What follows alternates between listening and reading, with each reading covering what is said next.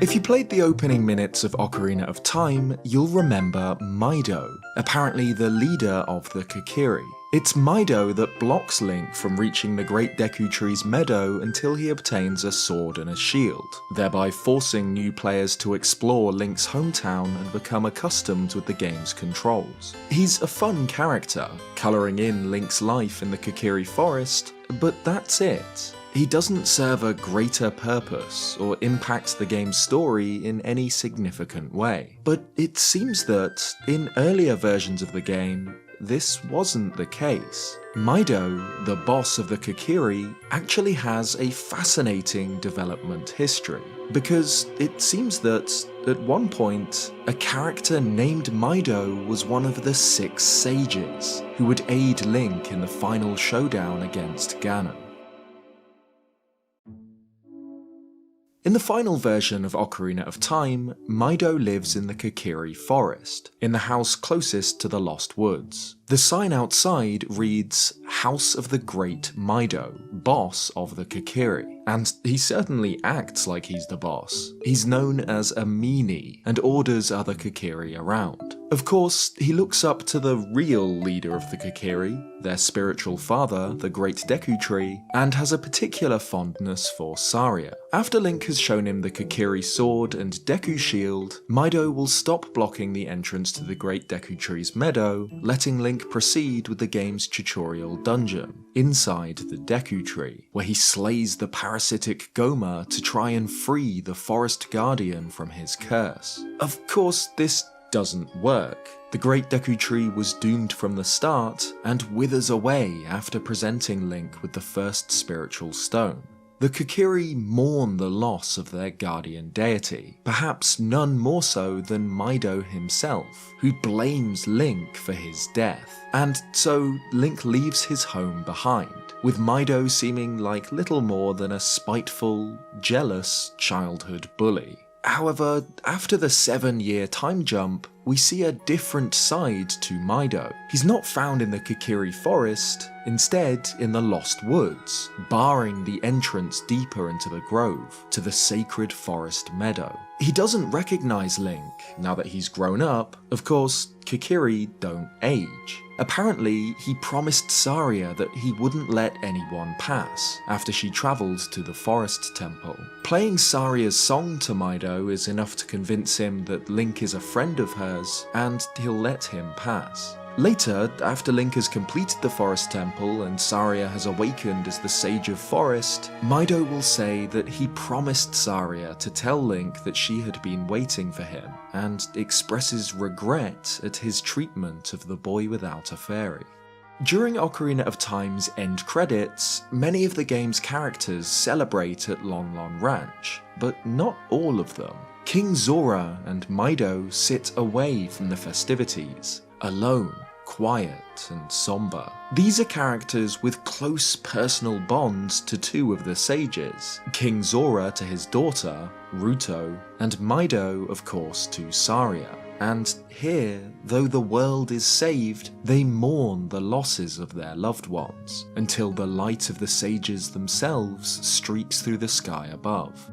So Mido has a deeper, more complicated story than most of Ocarina of Time's side characters, showing genuine growth and emotion, and serving to highlight the impact of the game's story on ordinary people. In a way, his character is effective because of how unimportant he is. He's an ordinary Kokiri, left behind by those with greater purpose. But this wasn't always the case. There's evidence pointing towards a certain character called Mido in earlier versions of the game with a far more significant role, one that would have positioned him as Saria's peer among the sages, rather than someone left behind. But before we cover this, a quick word from this video's sponsor.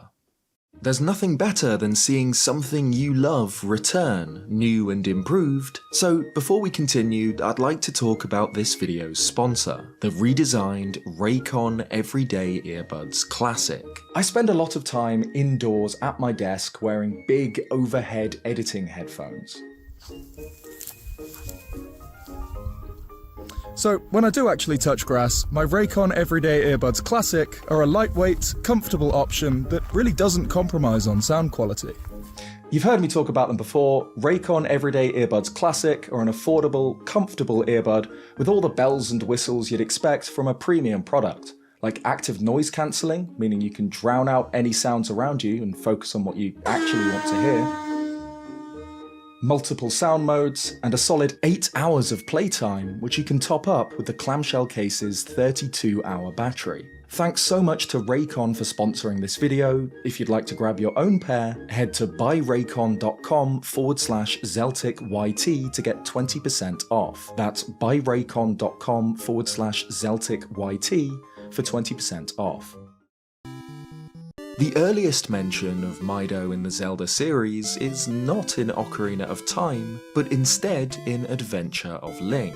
The second game in the Zelda series is set in an expanded Kingdom of Hyrule, and sees Link travel to numerous towns throughout this wider world. At the time, the names of these towns didn't mean much, but when designing Ocarina of Time, years later, Nintendo opted for some really neat retroactive world building, and named the game's sages after the towns from Adventure of Link. By doing this in Ocarina of Time, a game which was explicitly stated to take place before A Link to the Past, which in turn came before Zelda's 1 and 2, it implied that these sages were the namesakes of these towns. Retroactively, the story became that Raru Town was named after Raru, Sage of Light, Ruto Town after Ruto, Sage of Water, Saria Town after Saria, Sage of Forest, Naboru Town after Naboru, Sage of Spirit, and Darunia Town after Darunia, Sage of Fire. However, there are three notable differences between the names of these towns and the names of the sages. There's the absence of Impa, Ocarina of Time's Sage of Shadow, there's the town of Kasuto, which doesn't appear in Ocarina of Time at all, and there's the town of Mido. Now, Kasuto is interesting in itself. There are actually two towns with that name in the game, the abandoned Old Kasuto and the populated Hidden Kasuto. In some ways, this is similar to Kakariko Village in Twilight Princess, where we see a new settlement in the shadow of Death Mountain, and the abandoned Hidden Village, an older Kakariko, in the mountains. However, given that the name Kasuto has never appeared since in the Zelda series, this place isn't as important. Clearly, its name wasn't considered when naming the sages of Ocarina of Time, like the game's other towns were. However, the name Mido, of course, does appear again in the series as the boss of the Kokiri, but he's not a sage. In fact, as I mentioned, his ordinariness is kind of the point of his character, a boy who is left behind. So if we're looking at it from an in-universe perspective, why would a town far in Hyrule's future bear his name, alongside those of the sages? And from an out-of-universe perspective, why would the developers choose this name for such an unimportant character? One long-standing theory as to the identities behind Mido and Kasuto, the namesakes of these towns, is that they were sages of Earth and Wind, much like Makar and Medli in the Wind Waker. These sages exist outside of the main group of 6, or 7, and serve to bless the Master Sword with its power to repel evil. The Wind Waker reveals the ancestors of Makar and Medli as ancient sages, killed by Ganondorf to weaken the Blade of Evil's Bane, a Kokiri named Fado, and a Zora named Laruto. Not only is this pair an example of different sages, their names, Fado and Laruto, are very similar to the two additional towns, Mido and Kasuto. And of course, while the Wind Waker wasn't planned during the development of Adventure of Link, in the same way that the other towns' names retroactively became references to Ocarina of Time's sages, who were later additions to the history of this world, sages of Earth and Wind should have existed in Adventure of Link's past too. So why not Mido and Kasuto?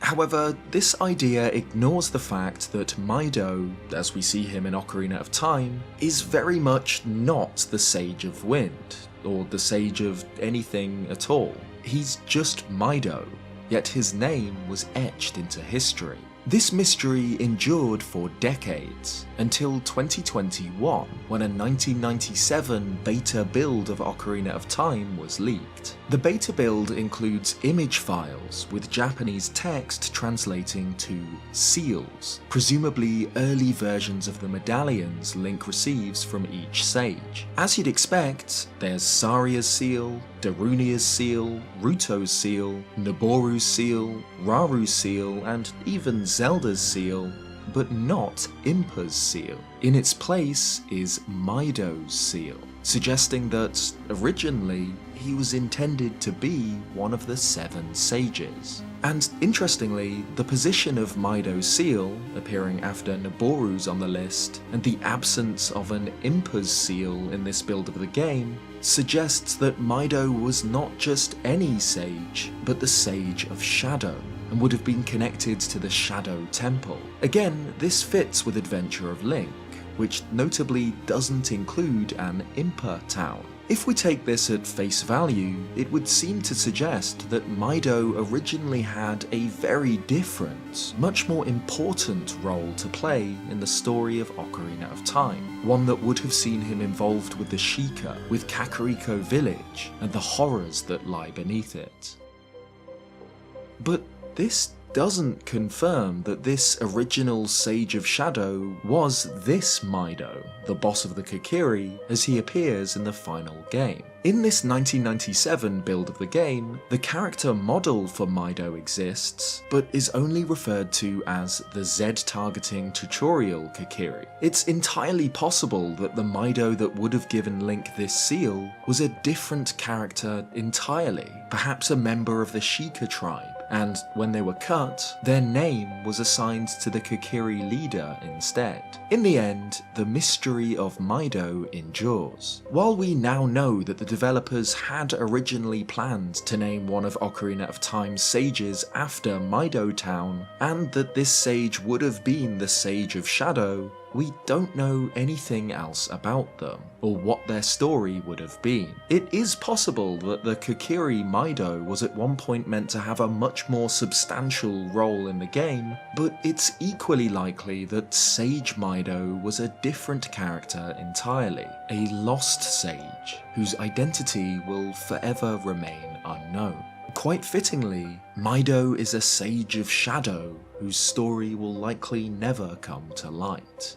Thanks for watching this video. If you liked it, leave a like, or subscribe if you haven't already for more Zelda content. A huge thank you again to Raycon for sponsoring this video. If you want to grab your own pair, head to buyraycon.com/ZelticYT. Cheers guys, and I'll see you next time.